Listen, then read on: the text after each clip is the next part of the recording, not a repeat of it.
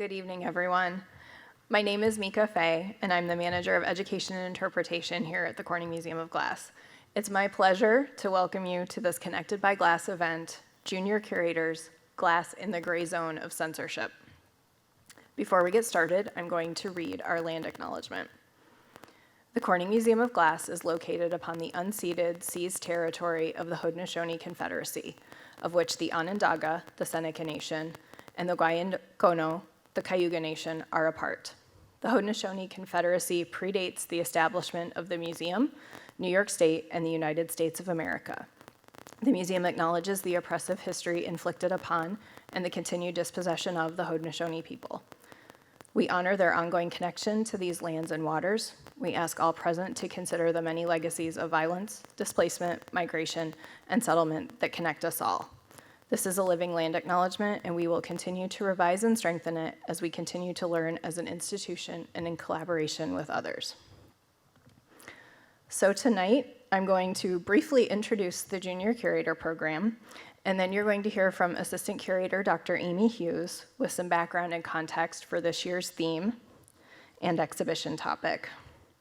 I'll delve a bit deeper into the process the Junior Curators undertook, and then the Junior Curators will come up here to discuss their experience in the program and how they created their exhibition. We will have time for a Q&A at the end, and then those of us here in person will head upstairs to view the exhibition. So I'm going to introduce our speakers real quick first.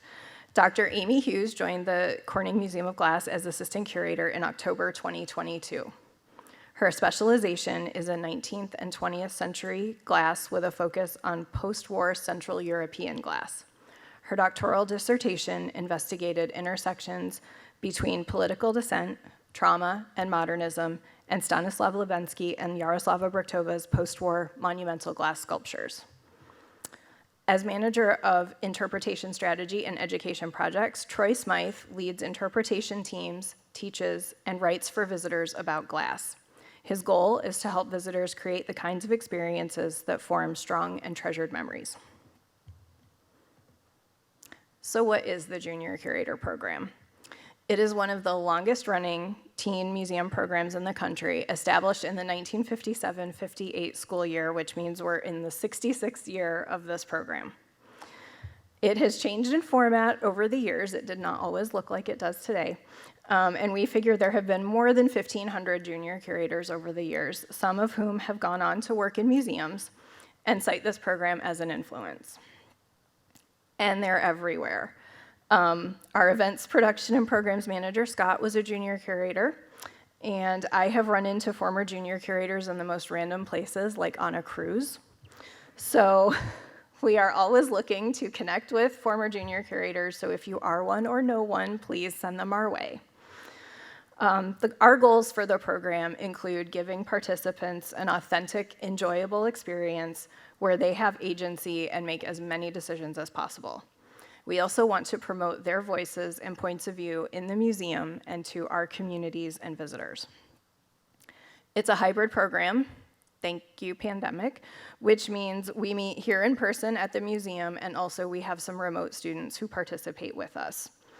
Junior Curators meet weekly, which means they have to get background, do research, choose objects, create an interpretive goal, create a title, write labels, work with graphics on design, and much more in 16 sessions or about 28 hours of work. A lot of interdepartmental cooperation and collaboration goes into this program and the resulting exhibition. So I'm going to say a big, huge thank you to everyone who was involved with this. If I started naming people and departments, I would forget some. So you know who you are. Thank you. We are deeply indebted to you for your continued time and support. So how did we get started? Junior Curators work with me, Troy Smythe, and a curatorial liaison, who this year is Amy Hughes.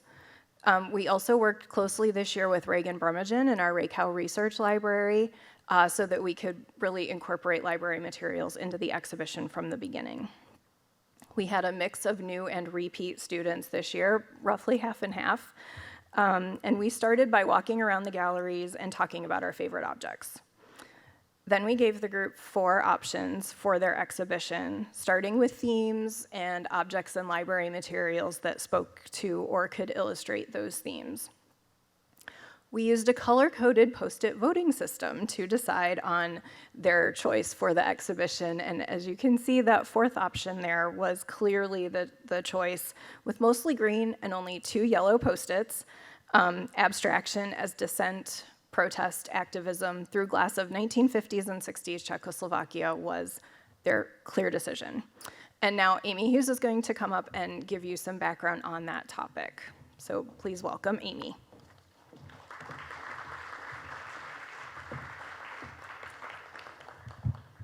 Thank you. Congratulations again to everyone. It's such a beautiful exhibition. So, as Mika said, the choice was clear. On that Post-it board were the exhibition concepts: abstraction, dissent, censorship. So now we had the concept, we needed to examine these terms and what they meant in the climate of post-war Czechoslovakia to better understand the art. So, thinking about abstraction, the opposite is realistic art, art that generally renders objects as they appear in real life, such as this Dutch still life from the 17th century. Abstraction is the opposite, or the lack of realistic or realistically rendered objects or scenes. Oxford Dictionary considers abstraction as, quote, the quality of dealing with ideas rather than events, and the freedom from representational qualities in art, end quote, which we can see in these abstract expressionist paintings. In post-war contexts, which divided large parts of the globe into democratically governed countries and communist-ruled countries, abstraction was seen as a symbol of the so-called Western countries' democracy, capitalism, individuality. It was a symbol of individual expression and a symbol of modernity.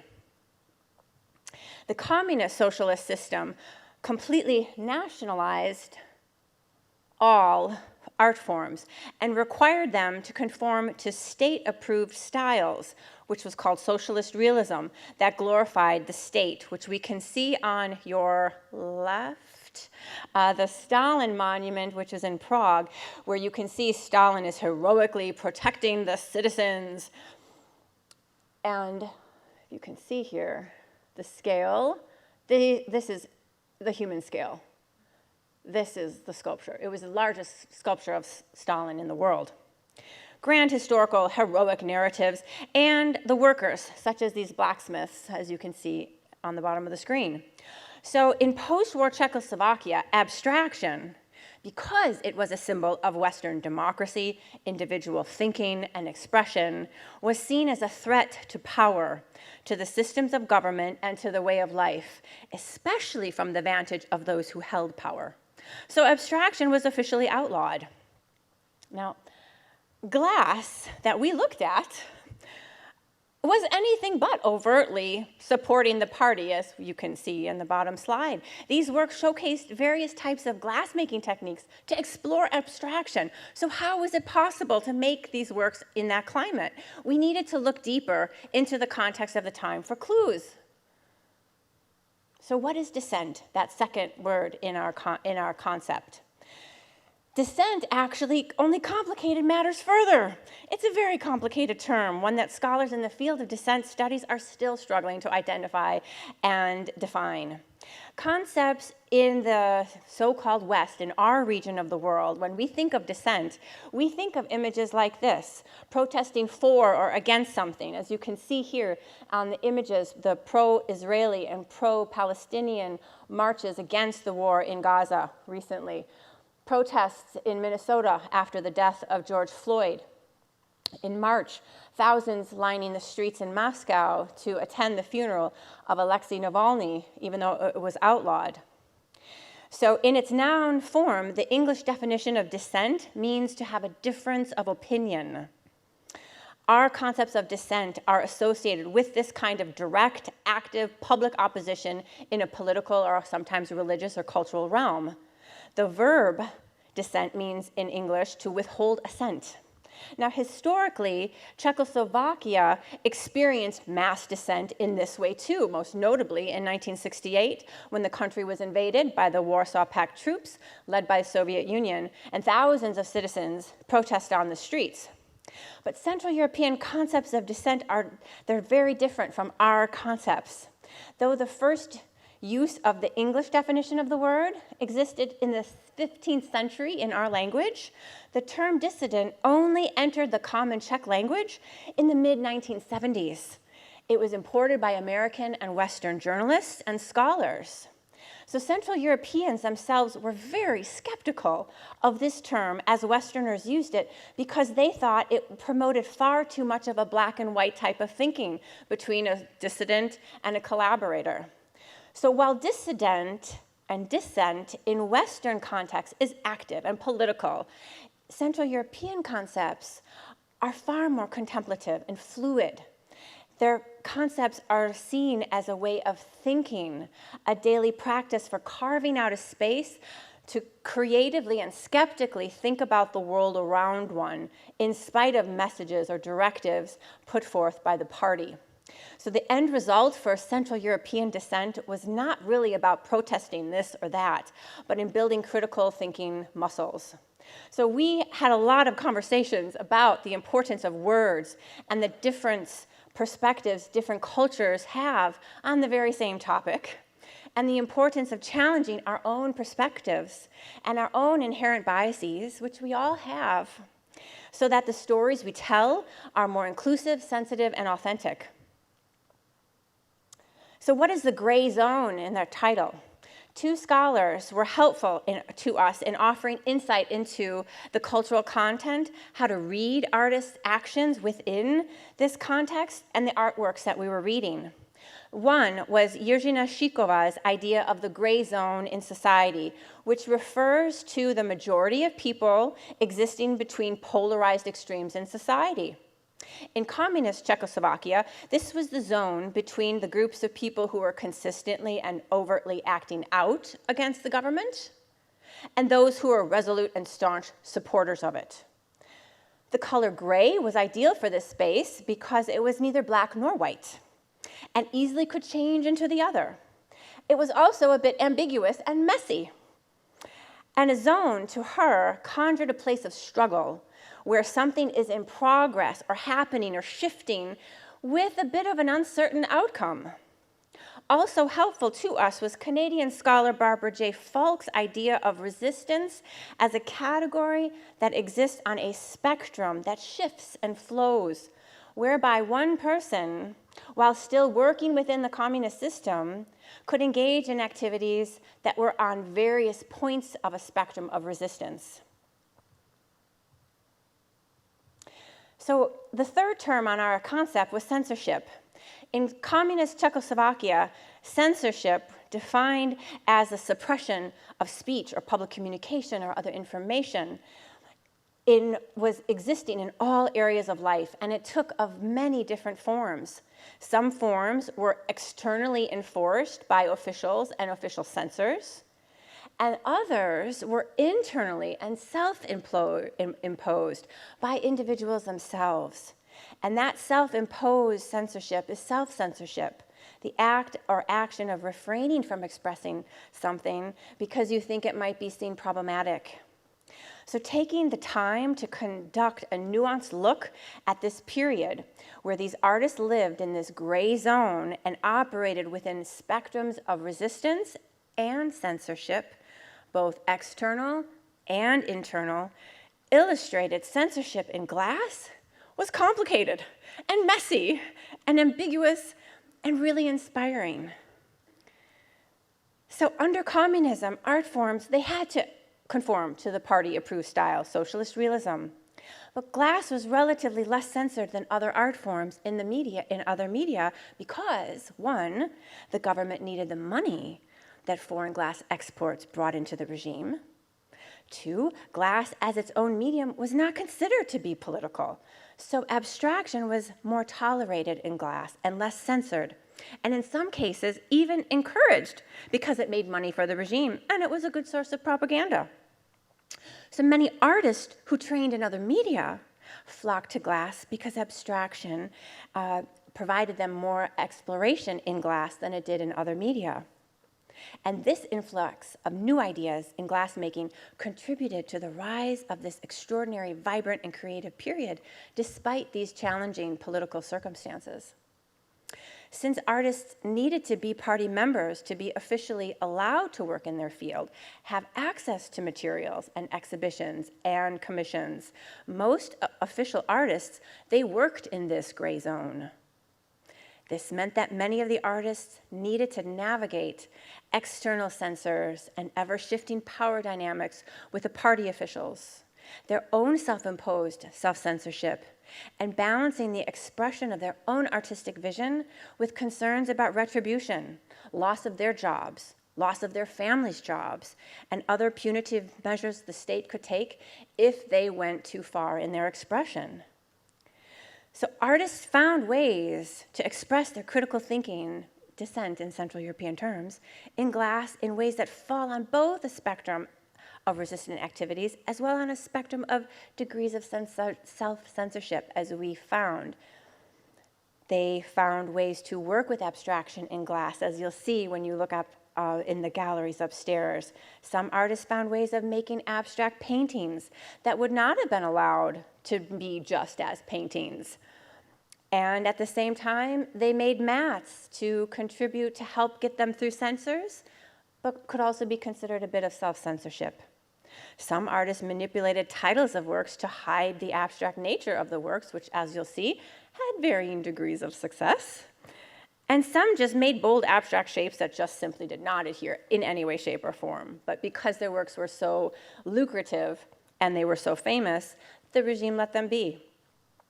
So in the face of increasingly repressive forms of authoritarianism across the globe today, the gray zone of censorship reminds us of art's powerful capability to challenge large powers and of the critical importance of cultivating dissent in the Central European sense, of thinking critically about the messages bombarding us and finding courage to express our truths. Thank you.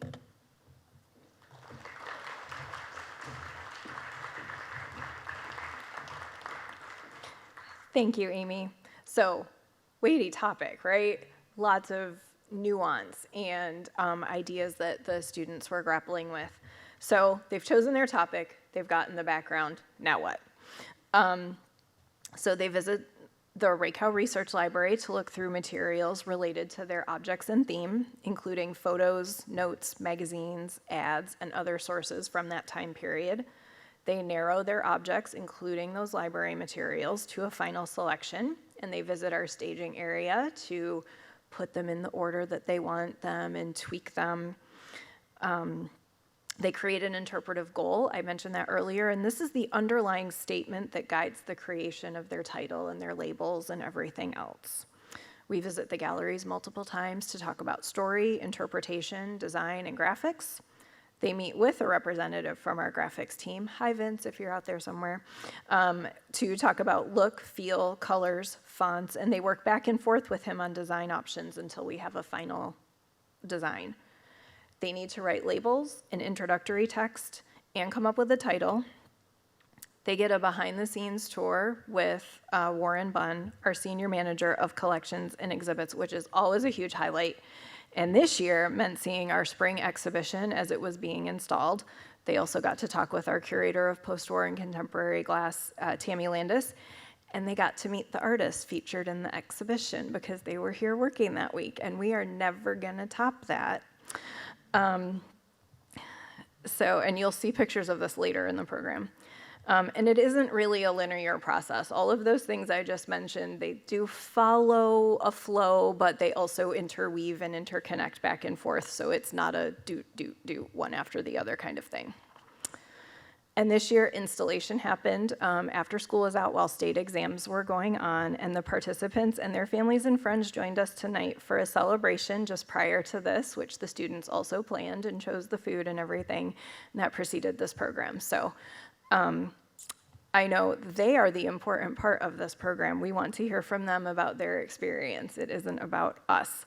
So I'm going to turn it over to Troy Smythe for a panel Q&A with our junior curators. So junior curators, please come up and have a seat in these 2 rows up here.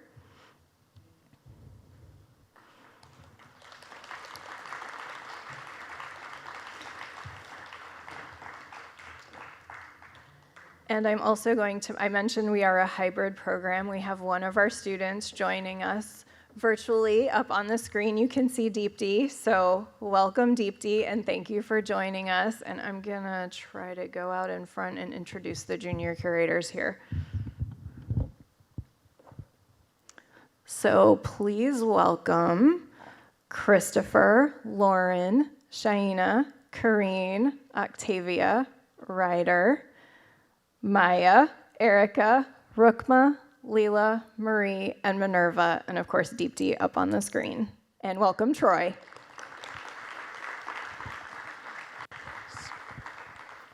You want to be my slide changer? Awesome, okay. Thank you so much for coming out tonight. My name is Troy Smythe, and as Mika mentioned, I'm manager of interpretation strategy for the museum. And the way I try to explain what I do is, Amy clearly, as you saw, is a content specialist with our collection. It's our curator's jobs to really understand what our collections are, to make sure they're taken care of, and then be able to kind of mine the stories that are within them. My job is as a content strategist. So I look at our collection through the eyes of our visitors and work with our curators and many other people across the departments in the museum to help us to be able to tell the stories that make the most sense to the most people with the most diverse perspectives, which is the role that our junior curators sort of play. They ended up being both curators and interpretation strategists. So we're going to walk you through a little bit of that process by having them talk about it. And I want to start with the question going back to the topics that you had. There were 4 that you ended up choosing or having to choose from, but you landed pretty solidly all on this one related to dissent and self-censorship. I'm curious about what it was about that particular topic that really grabbed you. So, Leela, you want to take that one? Hi, I'm Leela. I was a junior this year at Corning Painted Post High School. My interest in this topic came from a journalistic background. I work on our school's yearbook, and this past year I also was a teen fellow for the Jewish Telegraphic Agency. Censorship is a battle that journalists face, and it's everywhere. Everyone faces it too, but from my background, that's how I became interested in this topic. Another program I'm involved in is New Voices New York. Essentially, we are trying to pass the Student Journalists Free Speech Act, which is a bill that would protect student journalists' First Amendment rights. Because unfortunately, throughout the state, many student journalists are censored by their administration or can be censored by their administration. And then to add to that, another thing that we talked about throughout the Junior Curator program this year was that idea of self-censorship. And so when you know that something is going to be censored, when you know that you won't be able to produce what you want to do, you can censor yourself. You don't pitch that idea, you don't paint that picture, you don't create that piece.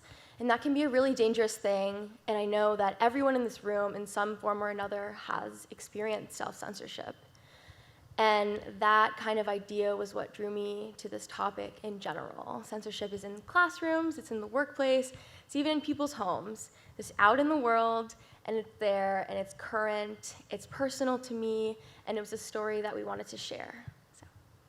Great, thank you, Leela. And it resonated with a lot of other of the students as well.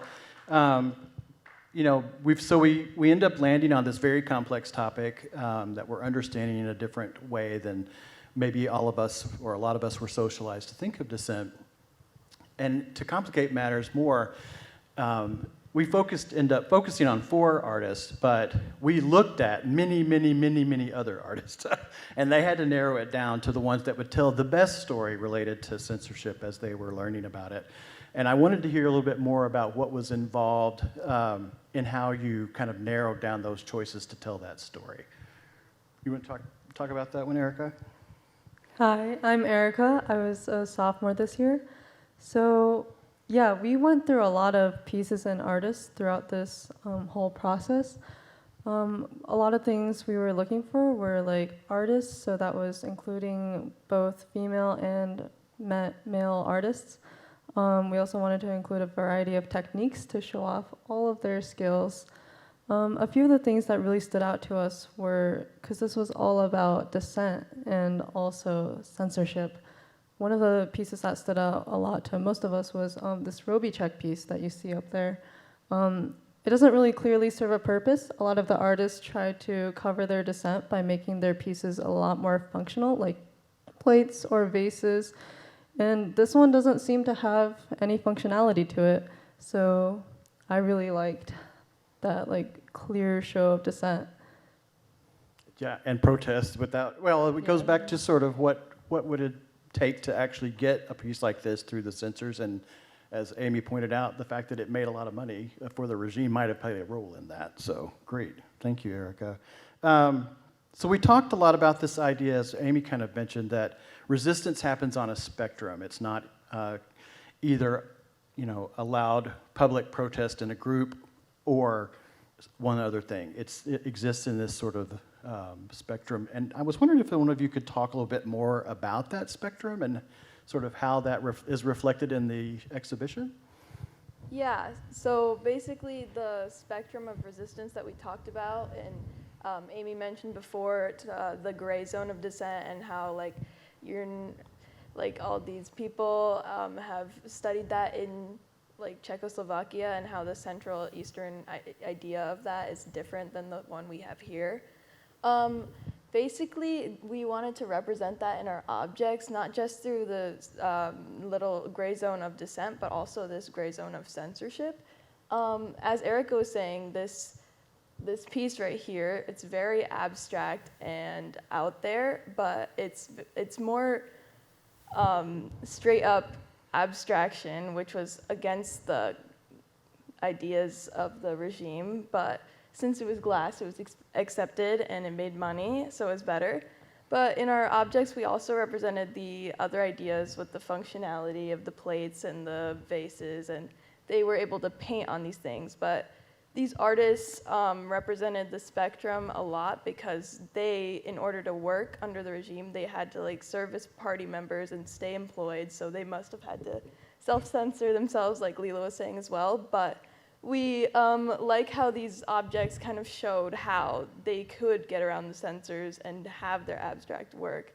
So it's not just a gray zone of resistance and dissent, it's also a gray zone of censorship, and that they didn't directly support the people, but they are opposing it a little bit with this abstract pieces. Great, thank you. As we mentioned earlier, we didn't just sit in a room for 28 hours working on an exhibition. We traveled all over campus working with different partners across the museum, and one particular spot that resonated with the students and really where they found a lot of meaning was at the Ray Cal Research Library, which, for those of you who may not know, is the museum of record for glass, and the largest, like the museum, the largest library devoted to a single material. And Reagan Brumagen was our partner over there this year, and several of the students really felt like that was one of the highlights. And I wasn't actually there for that session, so I was sorry to have to miss that. But I wondered if some of you might be willing to talk about why that was such a meaningful trip on that day. Christopher, you want to take that one? Hi, my name is Christopher, and I am a graduating senior from Corning. So when I first heard that we were going to the Rakow Research Library, at least for me, it was exciting, because I like to spend a lot of time in libraries. It's a nice place to, even if maybe you're not going there to check out a book, you can go there and find like-minded people, use a makerspace, and I enjoy makerspaces. Now, as I am part of the Gen Z community, a lot of us, our personal life, our work life, we all rely upon technology, digital technology, to get things done, especially in terms of research. For example, when we do assignments in school, we all use Google. So when we type research, we type into a search bar and up comes millions of search results. And that was what was really striking to me, and at least to most of us too, about the Rakow Research Library, is that there were no electronic devices. Everything we were sifting through hundreds, I think it was possibly even thousands of photos and other documents that were from the Soviet era. So as we were just sifting through all these documents and going through all of these papers, it was, at least to me, very alien because I spent a lot of time online, a lot of time on electronics, a lot. So paper is not something that's entirely familiar to me. So it just made the research a lot more personal to us. We had to spend a lot of time sifting and carefully handling each picture delicately because these pictures are decades old, pictures of the artists that we were about. So it gave us a more personal connection to our artists. And that's something that it really helped me appreciate research that no electronic device could ever replace. Thanks, Christopher. Anybody else have thoughts on the library trip they want to think about? Yeah, my name's Lauren. I was a junior last year at Corning Painted Post High School. And as Chris was saying, some of the stuff that we looked at was drawings and paintings that these artists made before they created their pieces. So we had some things as simple as a sketch, and we also had paintings and mats, as Amy was mentioning earlier, where it would be like a very artistic, almost messy, very clearly abstract painting, but then you flip down the top and it would have an opening that was cut out in the shape of the piece. And somehow, when you flip that down, it was no longer considered abstract, and we found that fascinating, and we really, really wanted to include those in our exhibition. And another thing we were looking at was photos of artists. That they were great photos, and we thought it was a great addition, and it gave it a more personal thing to give you some context about who was behind the art and who was actually being abstract. I felt like that was a really interesting and helpful interpretive choice that you all made to actually include photographs of the artists. I've worked here for, 10 years, 10 plus years, and I had never seen these artists' images before. So you kind of going through all of the many, many things that we have that even people who work here don't have time to look at sometimes, or the reason to, you're kind of plowing new ground. So I really appreciated that. So as we mentioned earlier, we're going to shift into a little bit of kind of your perspective on the program as participants in it. We talked about how there were many objects that did not make it into the exhibition, and nobody cried, but it got pretty close. People were pretty passionate about the things that didn't make it in. And I just wanted to throw the question out there, is there anything that you were particularly sad that didn't make it into the final cut?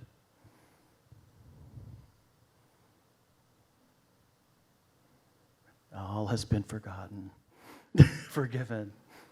Well, you did choose strong objects, so. Yeah, so you can look up here and you can see the variety of things that they had to choose from. You had other painted on glass pieces, a piece that was actually flame worked up at the top. I think that's a hedgehog, or at least that was the title it was given. So they really spent a lot of time like winnowing down kind of to the bare essence of what it was, the goal that they wanted to think about. Oh, Yeah. go ahead, Erica. I have one. So I don't actually remember who made this piece, but that like cylinder, the one with a bunch of like circles stacked on top of each other, kind of red. I really like that one. I thought the color was really nice. I don't know a whole lot about it. I just really liked how it looked. Does anybody remember why we didn't end up choosing that piece? I think it was because it was too similar to the vase for single bloom. Yeah, and maybe we thought Yeah. that piece told the story a little better than this piece did. Great. All right. Go ahead, Amy. That piece that you mentioned was by Malusha Robichkova, who was Rene Robichek's wife. And she Who did a did lot make of it glowing. into the show. Who did. And so was the drawing, yeah. But a beautiful piece. Thank you, Amy. It is handy to have a content expert around. So I want to kind of direct this next question to the new participants, people who had not been a part of this program before. So how was the experience different from what you thought it might have be before you actually started attending the program? Go ahead, Maya. So, I didn't really know what to expect coming to this program. I feel like that there was just going to be a selection of objects that we were going to like narrow down and choose from, but we ended up having to make a lot more decisions about that, and I really like the pieces that we chose. I feel that we also did a lot more research on the artists and the hardships they faced making their art and trying to get it published into the public. And yeah. Yeah, great. Thank you, Maya. Anyone else want to tackle that one? Other new people? Now, Shaina, how about you? I'd love it, because we had one junior curator that actually came every week from Wellsboro, Pennsylvania, to be in person for the program. Is it okay if I put you on the spot? Okay. Hi, I'm Shaina. I was in 8th grade, and we had to pick like 4 glass objects for this case, and I thought it was really hard to pick only 4, and I didn't think we were going to have so many to pick from, but there was a lot, and I just thought that it was really hard to only pick 4 glass objects because they were all really nice. So yeah. Yeah, that's the problem, right? We don't collect things that aren't great. So yeah, thank you. So returning junior curators, how is this year different from last year? Hi, my name's Octavia, and I actually am from Syracuse, New York, and I usually attend the program online, but we drove in to be here for the exhibition. And I think last year, the program was a lot more focused on, we took a lot more time to decide the objects. And this year, we mostly focused on the history of the objects, which I think we kind of need to understand the history because to understand the impact that the objects made and why the objects were creative. And I think last year it was a lot different because we had more objects, so we spent a lot more time deciding on them. And then also something was different. I think we have 13 people this year, which is a lot more than we had last year.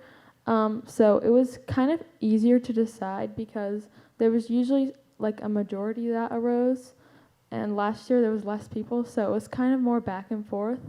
And last year it was a lot more focused on like the aesthetics, and this year we focus more on like the backgrounds of the objects and who created them, and make sure we had like a diverse array. Great, thanks, Octavia. That's a curatorial choice, right? I mean, every object tells multiple stories. You have to figure out is your focus going to be aesthetic, or is it going to be on the context and the aesthetic and the look of it? And I think you all did really well figuring out how to focus on that. Let's kind of continue on this vein of experience. As Octavia mentioned, they and Minerva and Deepti, who is with us remotely tonight, participated, and actually Christopher ended up participating remotely. He got a leg injury halfway through the program, and that was how he was able to join us. And I'm curious if any of you would be willing to talk about what the experience is like when you are hybrid. And Deepti has been, last year was actually on site, and this year she has been completely remote, so I definitely want to hear from her perspective as well as others. Deep, do you want to talk to us about that? Yeah, sure. Hello, I'm Deepti. I'm a junior, and this is my 3rd year on the program. So my first 2 years, when I used to live in Corning, I spent it in person, and then I eventually moved to North Carolina, where I am right now. And I could definitely say that there has been many differences. Talking more on pros and cons, I would say there are a lot of cons. For example, there's the lack of hands-on experience. Whenever my fellow peers went to the Raycal library, they were able to research and look through all the archives and pieces and usually the virtual participants were excluded for only looking through a camera. And as much as it was, it was very inclusive and all, there was still that lack of experience and, firsthand perspectives on those. And another con I would say is the lack of connection. I really miss being able to talk to the other junior curators, especially because this year we had a very nuanced topic with dissent, censorship, and abstraction. Being able to discuss it with all the other junior curators is something that I really missed, and I was very sad that I could not attend to. But yeah, and I've been completely virtual. I was not able to attend any in-person events, and sadly not even the celebration. But I would have to say that one great thing, I guess, that came from this is that, I was able to come home and chill at my desk, but also it kind of shows the growth of this program. This is the 66th year, as Mika mentioned, and I'm pretty sure I'm their first completely out-of-state virtual participant coming into this program. And I just would like to say that I appreciate how everyone has made it extremely accessible to me to be able to talk here and get involved in this program. And it is something that I would definitely encourage others to do as well. Thank you, Deepti. And your perspective has been so helpful. And what I love it is that we actually saw Deepti every week. It's probably no surprise, especially to the parents in the room, that all of these students aren't just doing junior curators after school. Many of them are involved in sports and other extracurricular activities. Their time is extremely divided, and so we're really grateful that you can get them here. And I'm very grateful, Deepti, for you for being here every week and not letting the struggle to stay connected disconnect you, because you definitely have a lot to offer to this program. Minerva, go ahead. Hello, I'm Minerva. I'm also from Syracuse because Octavia and I were siblings. It's about 2 hours away, and I guess I just graduated high school. Pretty cool. Congratulations. Thank you. This is my 3rd year doing Junior Curators, and I think I was the first virtual participant. I agree 100% with like the social aspect and feeling disconnected. Half of these guys were sitting at a table before this, and my sister and I were like, "What are their names? Do we talk to them?" I'm very sorry. I know a few people's names, but not all of them very well. And also not being able to see the objects in person. I was telling Miki before this, I didn't know the scale of them before I saw them in the case. I thought half of them were much smaller than they were, but the scale, they're huge, and I like that better. They're more grand, and people can look at them easier. And also the library tour, I'm very jealous that I couldn't go on that, because I feel looking at things physically, like Chris was saying, just flipping the papers and being able to having that connection, I guess, with physical objects. That seemed really cool doing that, but it's okay because I could see it.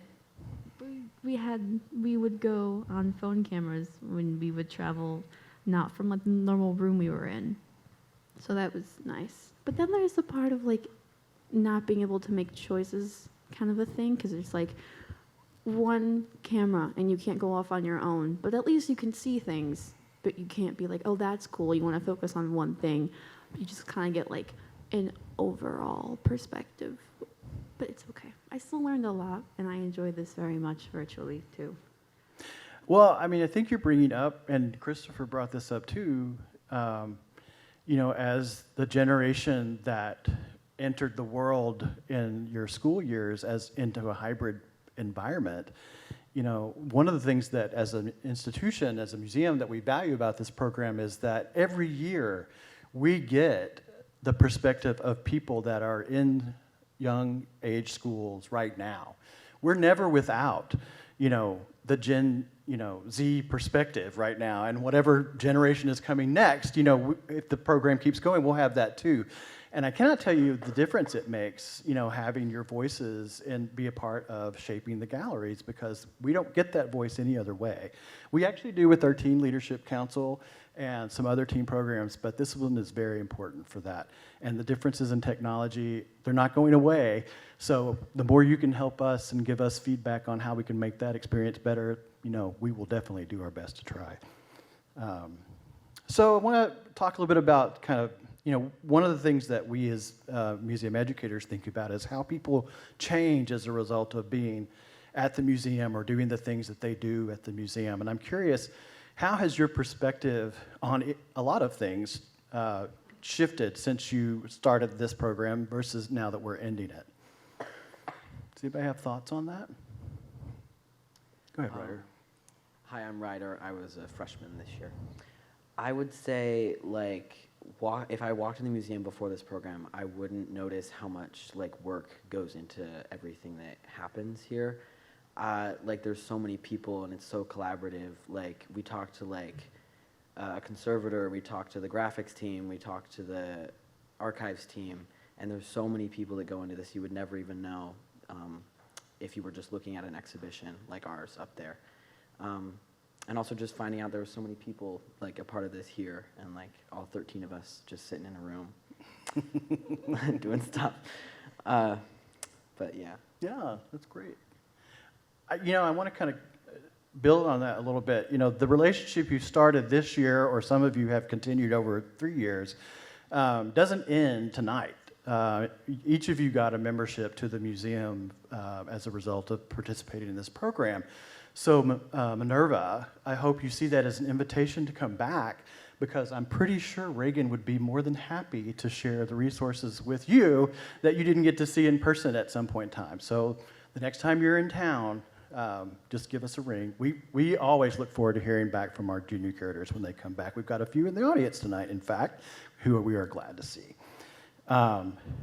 So this is maybe for all of you, but I know some of you have been thinking about this. How would you tell someone who's thinking about being a junior curator, what would you tell them that they might need to know, that you might not have known when you first started? Hi, I'm Marie, and I was a sophomore this year.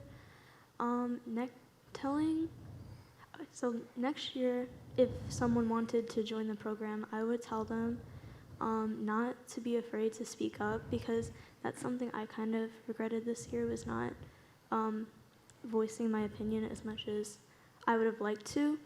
But I would tell them that they're there to be a part of creating the exhibit, and if you have an opinion or something to say, just be involved and don't forget that you're there to help create it with everyone else. I love that. That is so true. A lot of our junior curators start out really shy when the program starts, because it's not too often they get asked to actually make a lot of decisions for an institution. But inevitably, we're patient, and we find that just as Marie, who started off a little quiet, was thinking the whole time, and eventually we started hearing more of their ideas, and it was really such a good thing to see, and we appreciate you, Marie, for putting yourself out there and doing that. Okay, so we thought it'd be a good idea, because one of the things we had to learn was not how to necessarily read check, but to at least be able to pronounce the artists that we were working with. And so one of the things Amy did with us was walk us through a pronunciation guide. And so I'm going to turn it over to Amy and to Minerva to share a little bit. Okay. So Minerva and I are going to invite you to have a pronunciation lesson with us. Take it away. Hello, everybody. I was reviewing how to say these names right before this, but hopefully it will go okay. Can you switch the slide? The next one. Yes. Okay. This is the right one? Yes. Yes. Okay. Okay. So we're going to start with the middle name, and you say it. done. And we're starting with her because this is the scholar that wrote about the Gray Zone, which, as you talked to me earlier, was so important in the exhibition concept. So, take it away. Okay, so I think in whole you say her name, Yergiva Shikova. Shikova. So, yes. So, shall we do a shout out? We'll say it once, and then we'll invite you to say it with us. So, first name first, and then we'll do the second name, and then we'll do it all together. Okay. On the count of 3, 1, 2, 3. Yerzhina. Count of 3, 1, 2, 3. Shikova. All together now. Yerzhina Shikova. Super. Well done. There's also the artist, the blue one, like the most abstract one, I think. I picked to say his name because I can say it easier than other ones sometimes. And I think it's Renee Robicek. Beautiful. I'm more confident there. Yes, yes. So let's do another shout out on the count of 3. We'll say it, first name, and then we'll invite you to say it, and then we'll do last name, invite you to say it, and then all together. So 1, 2, 3. Renee. 1, 2, 3. Robicek. All together. 1, 2, 3. Renee Robicek. Good job.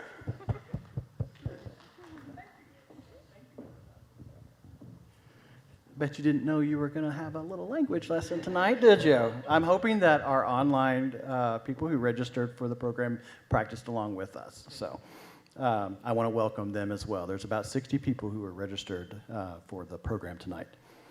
I haven't heard from Corrine yet tonight, and I would like to direct this question to you. So what would you, but anyone else can answer as well. What would you like a future Junior Curator exhibition to be about? It's a pretty big question. Someone hand a mic.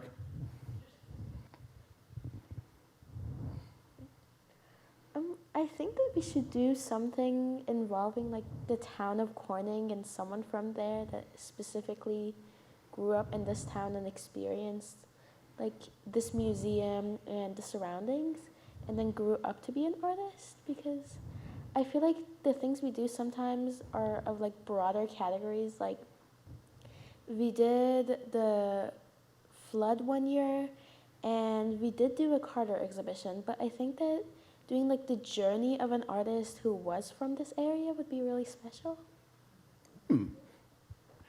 We're taking notes. Anyone else?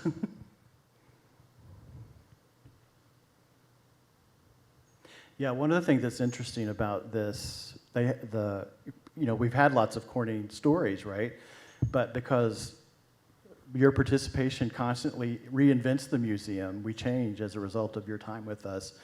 You know, the Corning story changes too, and that is the same with this story. The museum has told versions of this story before, but as we all know, research and knowledge grows and continues.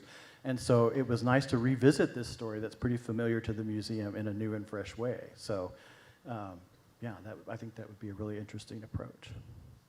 Am I going to turn it back over to you? I will turn this back over to Mika. Thank you all for being really brave. You're wonderful, and it was such a great year. I'm really honored to know you.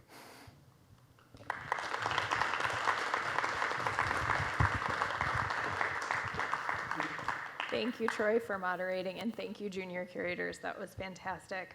We do have a bit of time now, maybe 5-ish minutes for audience questions. So if any of you out there have questions for any of the students or the program facilitators, please come to one of these 2 microphones and ask away. And we also have someone monitoring online questions, so we may hear a voice from above with questions from online.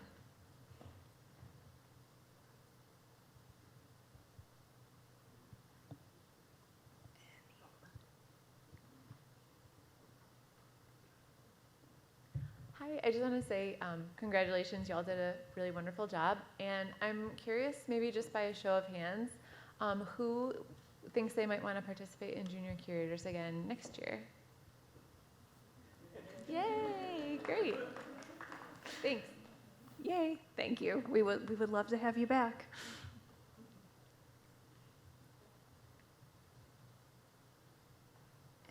Any other questions? Okay. We have a question from online. Question from online, please. I'd like to hear the students talk about how the experience will inform their own work, passions, and art. Oh, good question. How will this year influence your own work, passions, and arts? Any takers? Minerva, go ahead. Okay. I want to work in a museum now, like really badly. I actually just talked to like art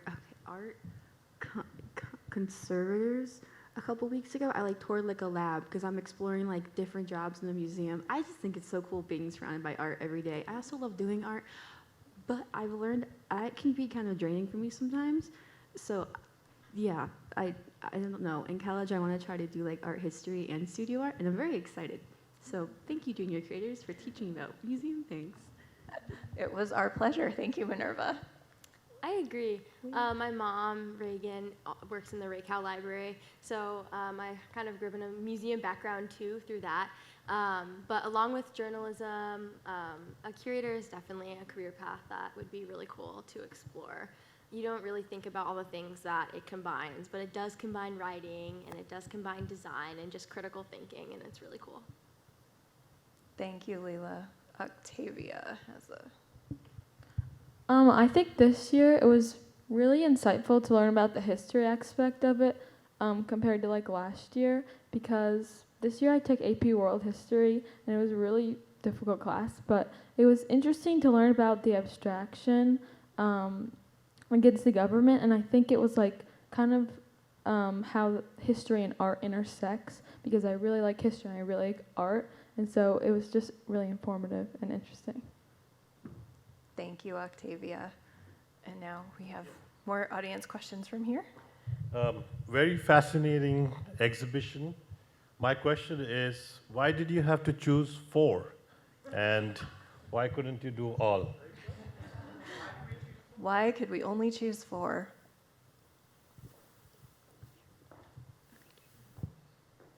Well, unfortunately, we did have to choose only 4 because the pieces that we chose this year were very large. We could only fit so many in our case. We had a set size. Last year, we were able to fit a lot more, but our pieces were much smaller. So we just tried our best to get a good variety with how much we could fit in. Originally, we only thought we were going to be able to fit 3, but because the vase for single blooms was so small, we were able to fit 1 more in, which was very happy for us. Thank you, Lauren. Okay, and I think this will be our last question. Okay, I'm going to make it a quick twofer. I don't understand how the museum, I've had 7 of you as students, I'm so proud of you. I don't understand how the museum works as far as where these pieces came from. Is there like a giant basement or offsite warehouse where you got to visit and like get them out of boxes, stuff like that? I don't understand how that works. And as a teacher in the district, I hear a lot of cool teenagers say that Corning is boring, and I want to know what you think they don't understand about how great this facility is. Okay.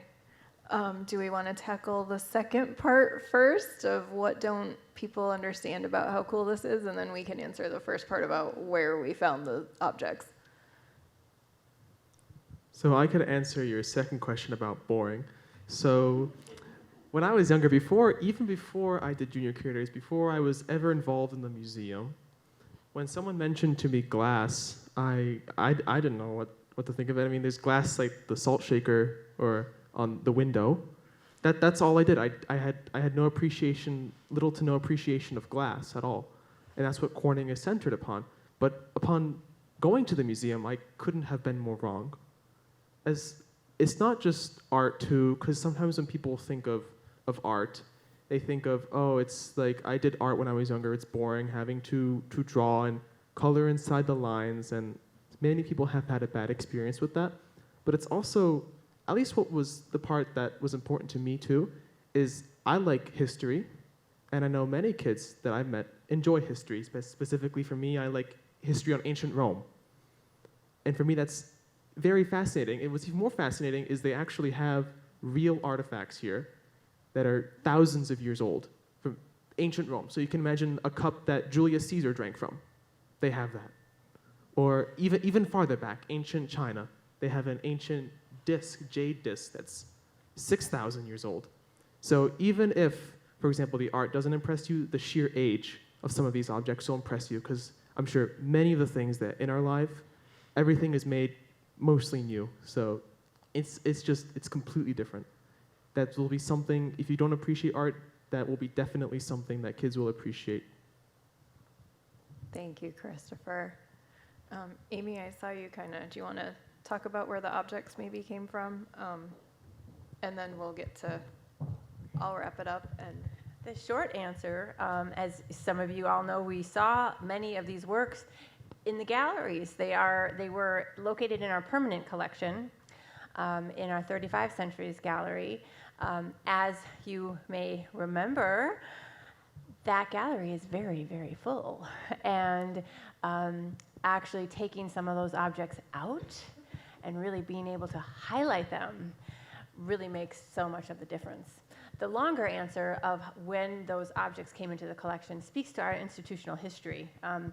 We started the museum in the 50s, and just as the First World War, post-war fairs were coming onto the field, and Corning was getting involved in them, the museum saw these world fairs and saw many other types of glass from different countries that were getting made, and the glass from Czechoslovakia from this very period was amazing, and it was so unusual. So the museum started really collecting a lot of it. And so we actually have a very strong collection of post-war Czech glass because of the institutional history of having these fairs, seeing this amazing glass as the museum was just beginning to grow and start collecting, and then developed relations with many of these artists through their lives. Thank you. We are in the process, yes, and yes. Yes, yes, we're still collecting a lot of it today. Yes. Okay, thank you, Amy. Thank you all for your questions, and thank everyone. I want to thank everyone for coming. I want to, again, thank our junior curators and their families for all of their hard work and support, and also everyone involved in this program. It's cliche to say it takes a village, but it really does. This program touches so many departments to put up an exhibition, and so we couldn't do it without them.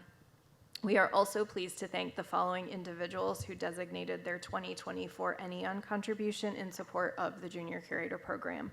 We had an anonymous donor, Barbara Abels, Clark and Anne-Marie Kinlan, and Pamela Schneider. And I think tonight has shown the importance of programs like this. We truly appreciate their support and would love for it to continue. So thank you again all for coming. Thank you to those of you online who joined us. We really appreciate it. We hope to see you at future programs, either on-site or online. And now those of us who are here are welcome to go up and see the Junior Curator exhibition. And we hope to see you again soon. Thank you.